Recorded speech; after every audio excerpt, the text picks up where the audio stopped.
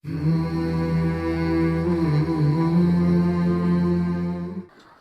Number 124 نکال لیں سورہ بقرہ۔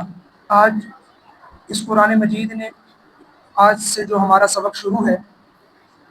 اللہ تبارک و تعالیٰ نے اب اس قرآن کے مزاج کو تبدیل کر دیا ہے۔ پیچھے یہودیوں کا مسلسل تذکرہ آ رہا تھا، اب اللہ تبارک و تعالیٰ ابراہیم علیہ السلام کے تذکرے کو چھیڑیں گے اور اس کو مکمل بیان کریں گے۔ تو سن لیجئے، اعوذ باللہ من الشیطان الرجیم، بسم اللہ الرحمن الرحیم۔ وَإِذِ ابْتَلَىٰ إِبْرَاهِيمَ، اور جب ابراہیم کو آزمایا، ربہ اس کے رب نے، بکلمات کچھ باتوں سے، فَأَتَمَّهُنَّ پس اس نے ان کو پورا کیا۔ قال اللہ نے کہا، انی بے شک میں، جاعلک آپ کو بنانے والا ہوں، للناسی لوگوں کے لیے، امامہ پیشوا۔ قال ابراہیم علیہ السلام نے کہا، وَمِن ذُرِّيَّتِي میری اولاد میں سے بھی۔ قال لا ینال اللہ تبارک و تعالیٰ نے کہا کہ نہیں پہنچے گا، عہد الظالمین میرا عہد ظالموں کو۔ وَإِذْ جَعَلْنَا الْبَيْتَ اور جب ہم نے بنایا بیت اللہ کو، مثابۃً عبادت گاہ، ٹھکانہ، للناس لوگوں کے لیے، وَأَمْنًا اور امن کی جگہ، وَاتَّخِذُوا کہ بناؤ، من مقام ابراہیم مقام ابراہیم کو،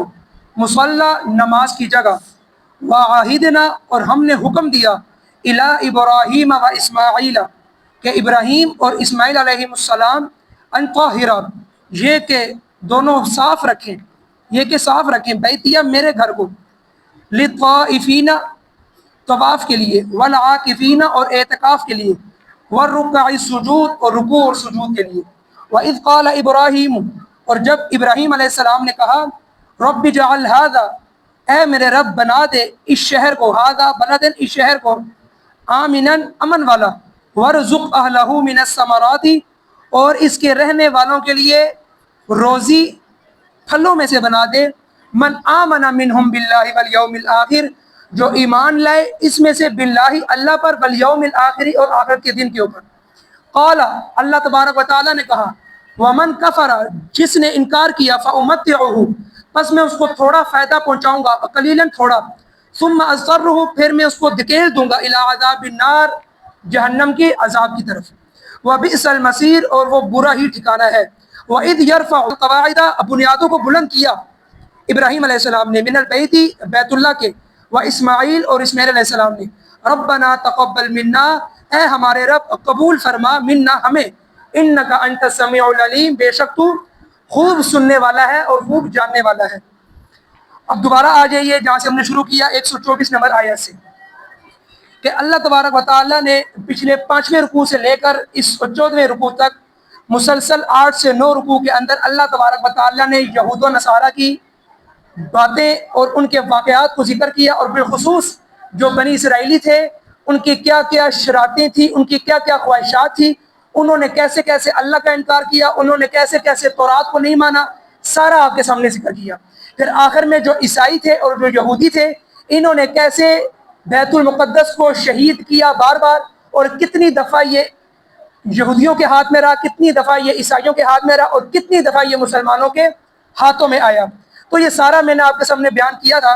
اب یہاں پر اللہ تبارک و تعالیٰ نے اس قرآن کا طرز مختلف کر دی ہے، جہاں پر ہم مسلسل موسیٰ علیہ السلام اور ان کی قوم کا وہ تذکرہ پڑھ رہے تھے، اب اللہ تبارک و تعالیٰ نے تمام انبیاء کے جد امجد، جو کہ موسیٰ علیہ السلام جو کہ بنی اسرائیلیوں کے بھی جد امجد ہیں، اور جو کہ ہمارے بھی جد امجد نبی ہیں ابراہیم علیہ السلام، جس سے تمام انبیاء کی ایک لڑی چلی ہے۔ یعنی اگر یوں کہا جائے کہ ابراہیم علیہ السلام کے بیٹے اسحاق علیہ السلام، اسحاق علیہ السلام، بہرحال آج ابھی جو ہم لوگوں نے ذکر کرنا ہے اس میں یہ کہ ابراہیم علیہ السلام کا تذکرہ یوں آیا ہے کہ ان میں 2 شاخیں تھیں ابراہیم علیہ السلام کی آگے، ابراہیم علیہ السلام کے آگے 2 بیٹے تھے، ویسے ان کی 3 شادیاں تھیں، ایک تھی ہاجرہ سے، ایک تھی سارہ سے، اور ایک تھی قطورہ سے۔ بہرحال قطورہ میں اتنے انبیاء نہیں آئے، لیکن قرآن مجید نے جو سب سے زیادہ جس کا تذکرہ چھیڑا ہے، کیونکہ شعیب جو ہیں، شعیب قطورہ کی لڑی میں سے آئے تھے، لیکن جو اکثر انبیاء اور جو ہمارے نبی آئے ہیں وہ اسماعیل علیہ السلام اور اسحاق علیہ السلام میں سے۔ اب 2 انبیاء کی شاخوں میں انبیاء آئے ہیں، ایک ان کے بیٹے تھے اسماعیل علیہ السلام، جو کہ بڑے بیٹے تھے، اور بعد میں اسحاق علیہ السلام ہوئے۔ اسماعیل علیہ السلام جب پیدا ہوئے تو ان کو بھی اللہ نے نبوت سے سرفراز کیا۔ ابراہیم علیہ السلام کے بیٹے تھے جو کہ ہاجرہ سے ہوئے۔ اب ہوا یہ کہ اللہ تبارک و تعالیٰ نے اسماعیل علیہ السلام کے بعد کسی کو نبوت نہیں دی۔ اسماعیل علیہ السلام کے بعد ان کی اولاد میں کسی کو نبوت نہیں ملی، یہاں تک کہ محمد صلی اللہ علیہ وسلم کو نبوت ملی۔ یعنی اسماعیل علیہ السلام اور آپ صلی اللہ علیہ وسلم کے درمیان میں کوئی اور نبی نہیں آیا اس پوری شاخ میں۔ پھر ابراہیم علیہ السلام کے دوسرے بیٹے تھے اسحاق علیہ السلام۔ یہاں سے اللہ تبارک و تعالیٰ نے بہت سارے انبیاء بھیجے بنی اسرائیل کے، دیگر انبیاء بلکہ مشہور انبیاء جن کا بھی وہ تذکرہ آتا ہے وہ سارے کے سارے اسحاق علیہ السلام کی اولاد میں سے ہیں۔ یعنی کہ ابراہیم علیہ السلام کے بیٹے اسحاق علیہ السلام، اسحاق علیہ السلام کے بیٹے یعقوب علیہ السلام، یعقوب علیہ السلام کے بیٹے آگے جو ان کے 12 تھے بیٹے، ان میں سے یوسف علیہ السلام کو نبوت ملی۔ پھر ان کے آگے جا کر حضرت موسیٰ علیہ السلام، پھر ہارون علیہ السلام، پھر اسی طرح آگے جا کر آخر میں یحییٰ علیہ السلام اور عیسیٰ علیہ السلام تک۔ یعنی یہ پورا سلسلہ رہا بنو اسحاق یعنی کہ بنی اسرائیل کا۔ اسی لیے اولاد یعقوب کو کہا جاتا ہے بنی اسرائیل۔ کیوں؟ کیونکہ یہ یعقوب جو تھے ان کا وہ لقب تھا اسرائیل۔ عبرانی زبان میں اسرائیل کہتے ہیں اللہ کا بندہ، اور بنی اسرائیل کا مطلب ہو گیا اسرائیل یعنی کہ یعقوب علیہ السلام کے بیٹے۔ تو ان کے 12 بیٹے تھے، پھر یہیں سے آگے ان کے وہ قبائل چلے۔ اب یہاں پر یہ ساری باتیں ذکر کرنے کا اللہ کا مقصد یہ تھا کہ یہاں پر ابراہیم علیہ السلام کا وہ تذکرہ اس لیے کیا جائے کہ اب جو اللہ تبارک و تعالیٰ یہاں پر فرمانے جا رہے ہیں کہ اب میں تمہاری امامت کو منتقل وہ کرنے جا رہا ہوں، یعنی اب بنو اسحاق میں سے امامت نہیں ملے گی، اب بنو اسحاق میں سے امامت کو منتقل کیا جا رہا ہے عیسیٰ علیہ السلام کے بعد بنو اسماعیل میں، اور بنو اسماعیل میں نبی کریم صلی اللہ علیہ وسلم تھے۔ اب یہ بننے جا رہے ہیں امت کے پیشوا، اس دنیا کے پیشوا۔ لہٰذا یہ یہودیوں کو باور کرانا تھا کہ تم لوگ اگر اپنے نبی کا انکار کرو گے تو جو تمہارے جد امجد ابراہیم علیہ السلام ہے وہی جد امجد اللہ کے پیارے حبیب محمد صلی اللہ علیہ وسلم کے بھی وہی جد امجد ہے ابراہیم علیہ السلام۔ لہٰذا تم میں اور ان میں کوئی خاص فرق نہیں ہے، بس یہ ہے کہ ان میں کوئی انبیاء نہیں آئے اسماعیل علیہ السلام کے بعد، تم میں انبیاء کی ایک مکمل فہرست آئی ہے، لہٰذا تم لوگ ان کو مانو۔ اور کیونکہ اب مرکز بنانا تھا بیت اللہ شریف کو بیت المقدس سے ہٹا کر، کیونکہ یہودیوں کے دلوں میں بیت المقدس سے بڑھ کر اور کسی بھی وہ گھر کی کوئی اور اتنی اہمیت نہیں تھی، تو لہٰذا اللہ تبارک و تعالیٰ نے ایک تو محمد صلی اللہ علیہ وسلم کو نبوت دینی تھی، اور نمبر 2 بیت اللہ شریف خانہ کعبہ کو اہمیت، اور اب آنے والے مسلمانوں کا قیامت تک کے لیے یہ چیز یہ مسجد مرکز بننی تھی۔ اب ہوا یہ کیا، اور یہاں سے ان 14 رکوع یعنی کہ 15ویں رکوع سے لے کر آگے تقریباً 18ویں رکوع تک اللہ تبارک و تعالیٰ تحویل قبلہ اور انہی مضامین کو لے کر اللہ کو چلیں گے، تاکہ اس وقت کے یہودیوں کو اور ابھی کے مسلمانوں کو یہ چیز سمجھ میں آ جائے کہ اس وقت کیسے مسلمانوں کو سمجھایا گیا اور یہودیوں کو کیسے تبلیغ کی گئی۔ اب سنیے، وَإِذِ ابْتَلَىٰ إِبْرَاهِيمَ، اور جب ابراہیم علیہ السلام کو آزمایا ربہ، ان کے رب نے آزمایا بکلمات، کچھ ایسی باتوں سے، فَأَتَمَّهُنَّ، پھر ان کو ابراہیم علیہ السلام نے پورا کیا۔ بہرحال یہ آگے سورہ حج میں بہت بڑے بڑے واقعات آئیں گے اور یہ پورا کا پورا تفصیلی واقعہ کے سامنے ذکر ہوگا، لیکن یہاں پر کچھ نہ کچھ میں آپ کے سامنے بات رکھ دیتا ہوں۔ جو اللہ نے فرمایا کہ میں نے ابراہیم علیہ السلام کو آزمایا کچھ باتوں سے، ٹھیک ہے، کچھ ہی کلمات سے، پھر ان کو پورا کیا ابراہیم علیہ السلام نے، یہ ان کے بارے میں بات کی جا رہی ہے کہ جو اللہ تبارک و تعالیٰ کچھ نہ کچھ خواب کے ذریعے یا کچھ نہ کچھ اپنے حکم کے ذریعے ایک امتحان میں ڈالتے تھے ابراہیم علیہ السلام کو، اور ابراہیم علیہ السلام بغیر کسی تعویل کے اس کو پورا عمل کیا کرتے تھے۔ یعنی کہ جب خواب میں آیا کہ وہ اسماعیل علیہ السلام کو ذبح کر رہے تو کھڑے ہو کر اٹھ کر یہ نہیں کہا کہ شاید اللہ کا اشارہ کچھ اور ہو، یا کچھ یہ نہیں کہا کہ شاید اللہ مجھے کچھ اور بتانا چاہ رہے ہو، بلکہ جس طرح اللہ نے خواب میں دکھایا اسی طرح ابراہیم علیہ السلام نے جا کر چھری پھیرنے کی تیاری کر لی، اور جس طرح اللہ تبارک و تعالیٰ کا حکم آیا کہ اے ابراہیم جا کے ہاجرہ کو بیاباں میں چھوڑ دو، اسی لیے جب ہاجرہ علیہ السلام کو لے کر جا رہے تھے ابراہیم علیہ السلام تو جو ہی تھوڑے بہت بیچ میں بغات آتے تو کہتے میں یہاں روک دوں، تو جبرائیل امین کہتے ہیں نہیں آگے۔ جب وہ جگہ آگی، جب خانہ کعبہ والی جگہ آگی، آس پاس کی جگہ آگی، کوئی آس پاس قبیلہ نہیں، کوئی آس پاس انسان نہیں، اور ریگستان، صحرائی اور پتھریلا پہاڑ تھا، اللہ تبارک و تعالیٰ نے یہاں حکم دیا کہ یہاں چھوڑ دو ہاجرہ کو اور اس کے بیٹے اسماعیل کو۔ یہ کتنا بڑا امتحان ہے کہ اپنے علاقے سے ہجرت کرنا، پھر اپنے علاقے سے اللہ آج میں اور آپ اللہ کے حکم کو بھی شاید کی بات ہے اگر اللہ کا حکم آ جائے ہجرت کا تو شاید میں اور آپ اللہ کے اس حکم کو ٹال دیں. یہ ابراہیم علیہ السلام تھے کہ جنہوں نے اللہ کے حکم کے آگے کوئی تعویل نہیں کی کہ شاید اللہ کا یہ مانا ہو, شاید اللہ کا یہ مانا ہو, نہیں. اور نہ کوئی خواب کی تعبیر پوچھی جا کر وہ کسی ایسے بندے سے جو کہ آپ کو آسانی بتائے, نہیں, جو حکم آیا اسی طرح عمل کیا. جب حاجرہ کو وہاں چھوڑا تو حاجرہ نے کہا کہ پھر ابراہیم علیہ السلام نے پیچھے مڑ کے نہیں دیکھا, یعنی ایسے چھوڑ کے گئی. کیوں؟ کیونکہ اللہ کا حکم تھا. یعنی ایک چھوٹا شیر خوار بچہ ایک ماں کے ہاتھوں میں ہو, آپ کی بیوی کے ہاتھ میں ہو, اور بیوی اور اس اپنے شیر خوار بچے کو جا کر بیاباں میں چھوڑ دیا جائے, تو یہ شاید کی بات ہے, یہ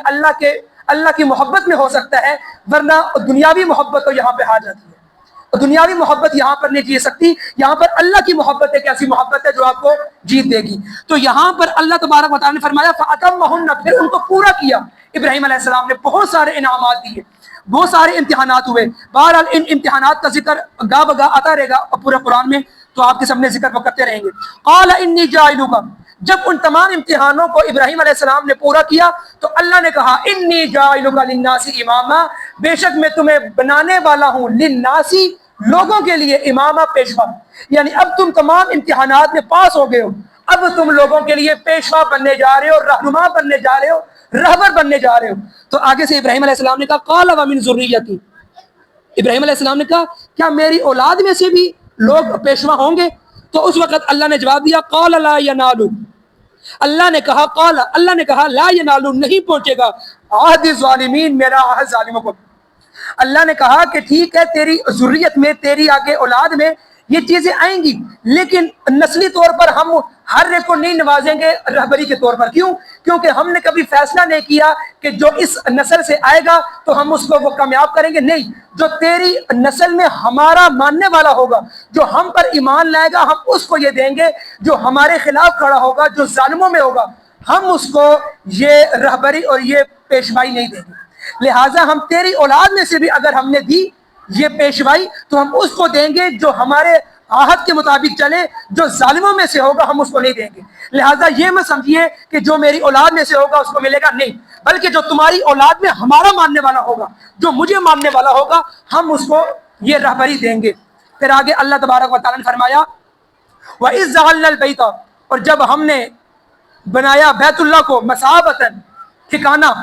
عبادت گاہ, للناس, لوگوں کے لیے, وامنا, امن کی جگہ. اب اللہ تبارک و تعالیٰ نے فرمایا کہ ہم نے اس خانہ کعبہ کو بنا دیا لوگوں کے لیے امن کی جگہ اور ٹھکانہ, یعنی یہاں پر لوگ آئیں گے, رہیں گے, اور یہاں پر سارا وہ سلسلہ چلے گا. وَاتَّخِذُوا مِن مَقَامِ إِبْرَاهِيمَ مُصَلًّى, کہ بناؤ مقام ابراہیم کو نماز کی جگہ. یہاں پر علماء کے دو رائے بن گئی. ایک رائے علماء کی یہ بن گئی کہ یہ وہی مقام ابراہیم ہے جہاں پر طواف کرنے کے بعد 2 رکعت پڑھنے کی آپ کو اجازت ملتی ہے کہ یہاں پر آپ اپنی 2 رکعت نفل پڑھ سکتے ہو. جن لوگوں نے طواف کیا ہے خانہ کعبہ کا ان کو یہ معلوم ہے کہ جہاں پر مقام ابراہیم ہے, جہاں پر آگے پتھر پڑا ہے, وہاں پر پیچھے جا کر آپ لوگوں نے 2 رکعت نماز ادا کرنی ہوتی ہے. ایک تو رائے یہ ہے کہ اللہ نے کہا کہ اس مقام ابراہیم کو بنا دو نماز کی جگہ, اور ایک علماء کی یہ رائے ہے کہ اللہ نے صرف اس مقام کو نہیں کہا بلکہ اللہ نے اس پورے خانہ کعبہ کو کہا کہ اس پورے مقام ابراہیم کو بنا دو نماز کی جگہ. اسی لیے لہٰذا آپ پورے خانہ کعبہ کو دیکھ لیجئے, یہ ہر دور میں اپ گریڈ ہوتے ہوتے اب تقریباً اس نے بہت زیادہ جگہ گھیر لی ہے. جہاں پر ابراہیم علیہ السلام رہا کرتے تھے, جہاں پر ابراہیم علیہ السلام نے اس کو بنایا, اس پوری جگہ کو اللہ نے مصلی گاہ بنا دی, نماز کی جگہ بنا دی. لہٰذا یہ 2 رائے بن گئی. لہٰذا اکثر رائے لوگوں کی یہی ہے کہ جو دوسرے نمبر پہ ہے کہ پورے خانہ کعبہ میں آپ نماز ادا کر سکتے ہیں, یہ اسی کے بارے میں ہے. آگے فرمایا واحدنا, اور ہم نے حکم دیا الی ابراہیم و اسماعیل, ابراہیم علیہ السلام اور اسماعیل علیہ السلام کو, ان طاہرا, یہ کہ تم دونوں پاک کرو,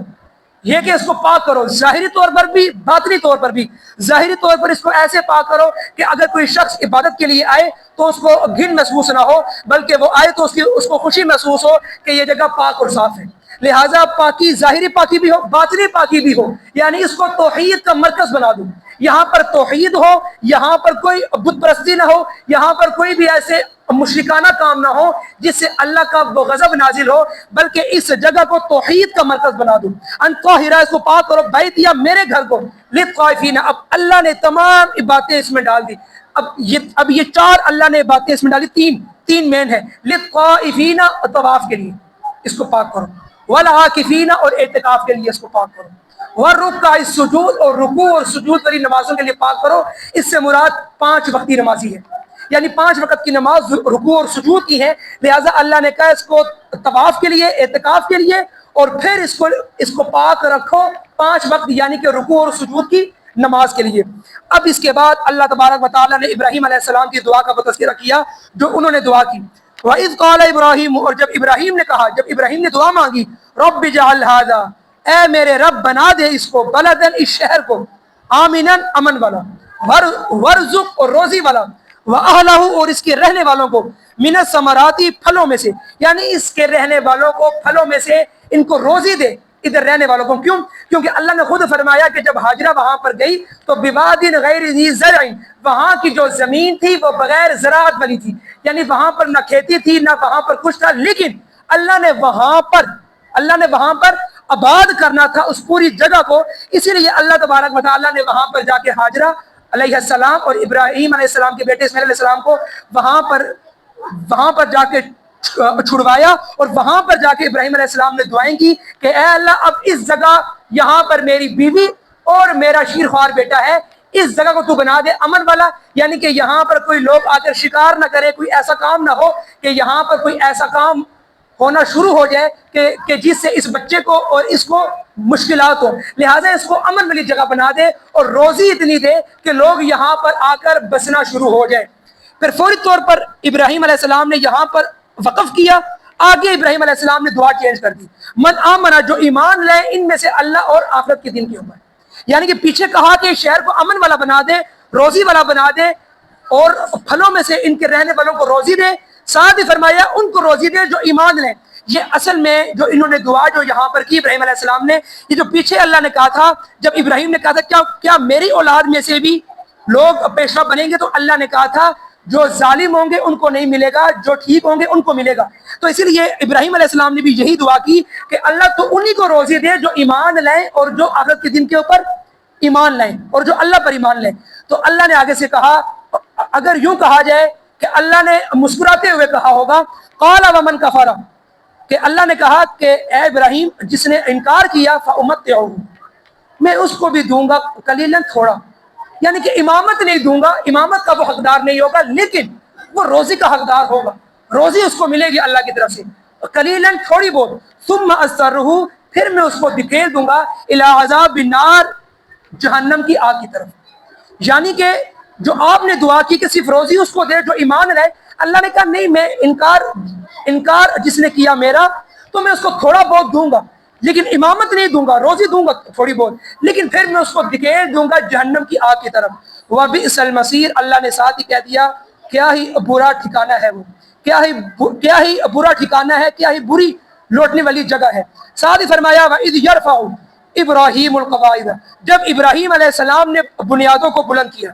جب بنیادوں کو بلند کیا، اصل میں جو ہے قواعد، یہ قاعدہ کی جمع ہے، اور قاعدہ عربی زبان میں کہتے ہیں بنیادوں کو۔ اب یہاں پر دیکھ لیجئے کہ اللہ نے کہا جب بنیادوں کو اٹھایا ابراہیم علیہ السلام نے، اس کا مطلب ہے کہ کعبۃ اللہ پہلے سے موجود تھا، کعبۃ اللہ پہلے سے موجود تھا، صرف بنیادوں کو اٹھایا ہے۔ تو یہ بات یقینی طور پر ایسے ہی ہے، اللہ نے کہیں جگہ پر فرمایا ان اول بیت وضع للناس، یہ جو کعبۃ اللہ ہے یہ لوگوں کے لیے پہلا ایسا گھر تھا جو لوگوں کے لیے بنایا گیا تھا، اور یہ اس وقت بنایا تھا جب آدم علیہ السلام اترے تھے۔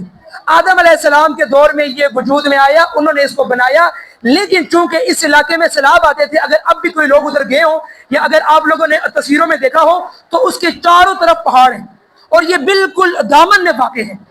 یہ نیچے واقع ہے، اور یہاں پر ہر وقت سیلاب آتے تھے۔ اگر تھوڑی سی تیز بارش ہو جائے تو مکہ میں سیلاب آتا تھا، کیوں؟ کیونکہ چاروں طرف جو پہاڑ تھا وہاں سے پانی نیچے اترتا تھا۔ آج بھی آپ دیکھ لیں، پہاڑی علاقوں میں جائیں، جہاں پر بھی چاروں طرف پہاڑ ہے، بیچ میں اگر کوئی ایسی جھیل ہے، کوئی ایسی جگہ ہے جو کہ بالکل پلین ہے، تو وہاں پر ضرور بضرور جھیل ہوگی۔ جھیل کیوں ہوگی؟ کیونکہ اس کو پانی چاروں طرف سے آتا ہے، ٹھیک ہے. اسی طریقے سے جو خانہ کعبہ تھا، خانہ کعبہ بھی پہاڑوں کے دامن میں واقع ہے، لہٰذا ادھر بھی ہر وقت جب بھی تیز بارش ہو، زیادہ بارش ہو، تو یہاں پر ایک سیلاب کی صورتحال بن جاتی تھی. لہٰذا اسی لیے یہاں پر اللہ کا جو گھر تھا وہ ختم ہو چکا تھا، لیکن بنیادیں یہاں پر موجود تھی. اسی لیے اللہ نے کہا جب ابراہیم علیہ السلام اور اسماعیل علیہ السلام دونوں اس کعبۃ اللہ کی بنیادیں اٹھا رہے تھے، بلند کر رہے تھے، یہ نہیں کہا کہ جب بنا رہے تھے، کہا جب اٹھا رہے تھے. تو اٹھانے کا یہی مطلب ہے کہ پہلے وہ بنیادیں موجود تھی، اس کے اوپر انہوں نے بنیادیں بنائی ہیں. ٹھیک ہو گیا؟ اس کو وہ لازمی اپنے ذہن میں رکھیں. ربنا تقبل، جب یہ دونوں باپ بیٹا یہی کام کر رہے ہیں، اللہ کا گھر بنا رہے ہیں، اور ایک ایسا پتھر تھا کہ جس کے اوپر ابراہیم علیہ السلام کھڑے ہو کر کام کر رہے ہیں، اور جو اللہ کا گھر اوپر جا رہا ہے تو وہ پتھر بھی ساتھ ہی اوپر لے کر جا رہے ہیں. یعنی وہ بے جان پتھر اللہ کے حکم سے اوپر لے کر جا رہے ہیں ابراہیم علیہ السلام کو، اور ابراہیم علیہ السلام، اسماعیل علیہ السلام ان کو پتھر پکڑا رہے ہیں، اور ابراہیم علیہ السلام وہ ان سے پکڑ کر آگے اللہ کا گھر بنا رہے ہیں. اور پھر حجر اسود آیا جو بالکل سفید تھا، ابن ماجہ کی روایت ہے بالکل سفید تھا دودھ کی طرح، لیکن بعد پھر لوگوں کے گناہوں کی وجہ سے وہ پتھر سیاہ ہو گیا. پھر اس کو اپنے ہاتھوں سے ابراہیم علیہ السلام اور اسماعیل علیہ السلام نے اندر جا کر فٹ کیا. بہرحال اس کی بھی آگے سورہ حج کے اندر مکمل طور پر تفصیل آئے گی، لیکن یہاں پر یہ بات سمجھ لیجئے کہ ابراہیم علیہ السلام اور اسماعیل علیہ السلام نے دونوں نے یہاں سے بنیادوں کو اٹھایا. ربنا تقبل منا، دونوں یہی دعا کر رہے ہیں کہ اے رب، اے ہمارے رب، ہماری اس پوری سعی کو قبول و منظور فرما. اے اللہ ہماری ان دعاؤں کو، ہماری ان پوری کی پوری سعی کو جو ہم وہ کوشش کر رہے ہیں تیرا مرکز بنانے کے لیے، تیری توحید والا مرکز بنانے کے لیے، ہماری اس پوری سعی کو قبول فرما. انک انت السمیع العلیم، بے شک تو خوب سننے والا ہے اور خوب جاننے والا ہے. تو یہ تھا. اب آگے آ جائیے، تو آگے انشاءاللہ اللہ تبارک و تعالیٰ فرما رہے ہیں ابراہیم علیہ السلام کے بارے میں اور اسماعیل علیہ السلام کے بارے میں انہوں نے اور کون سی دعائیں کی. انہوں نے تو یہ بھی کہا کہ اے اللہ ہمیں فرما بردار بنا. یہ ایک نبی مانگ رہا ہے دعا، اور اس کا بیٹا جس کو بعد میں نبوت ملی وہ دعائیں مانگ رہا ہے کہ اے اللہ ہمیں اپنا فرما بردار بنا. میں اور آپ اگر 5 وقت کی نماز پڑھ کر یہ سمجھ بیٹھے ہیں کہ ہم سے بڑا کوئی فرما بردار نہیں، تو یہ ہماری بہت بڑی بھول ہے. لہٰذا ہم سے کئی ایسے کام ہو جاتے ہیں جو کہ اللہ کو منظور نہیں ہوتے، اللہ کو وہ قبول نہیں ہوتے. لہٰذا ہمیشہ دعا یہ کرنی چاہیے. آگے کل کا درس اور بھی مزے کا ہے، لہٰذا کل بھی آئیے انشاءاللہ. امید ہے کہ آپ کو یہ آخری جو رکوع ہیں یہ صحیح طور پر سمجھ آئیں گے. اللہ تبارک و تعالیٰ سے دعا ہے کہ اللہ تبارک و تعالیٰ ہمیں یہ چیزیں سمجھنے کی